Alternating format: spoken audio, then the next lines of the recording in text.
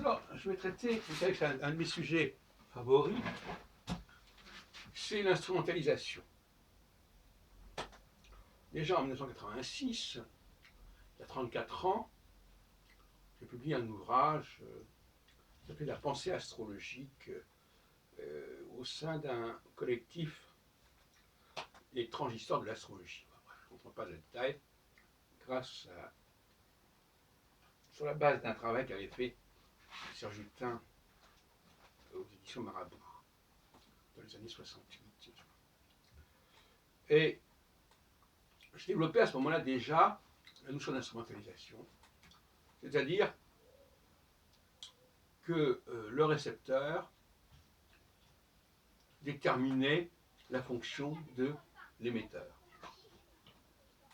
Et l'émetteur donc devenait quelque part récepteur puisqu'il était chargé de significations qui n'étaient pas intrinsèques pour lui, mais dont il était chargé. Ça peut paraître bizarre, mais c'est comme ça.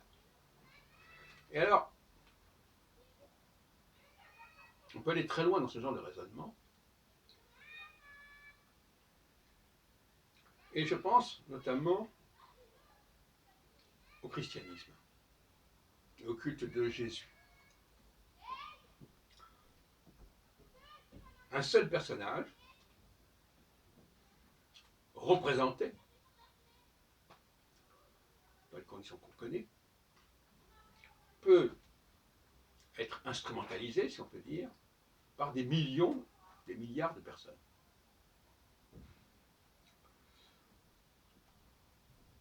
Pour chacune de ces personnes, ce personnage, cette icône, cette image, fait sens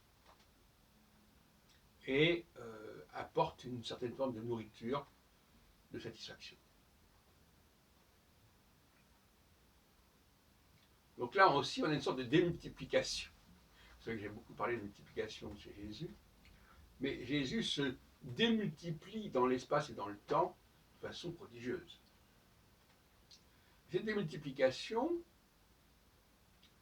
elle est fonction de l'instrumentalisation. C'est-à-dire que chaque fidèle, chaque croyant, est en mesure de s'approprier ce personnage, de le faire sien, et de se nourrir de sa présence,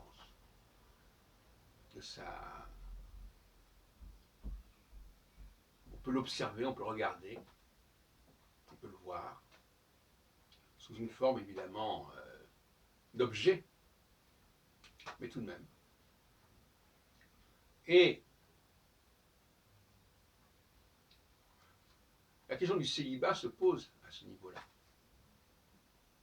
Parce que tous les croyants en Jésus peuvent être célibataires. Ils n'ont pas le privilège, ils n'ont pas l'exclusivité de Jésus. Et donc, Jésus est polygamique quelque part, puisqu'il y a des milliards de gens qui lui sont liés, de manière ou d'une autre.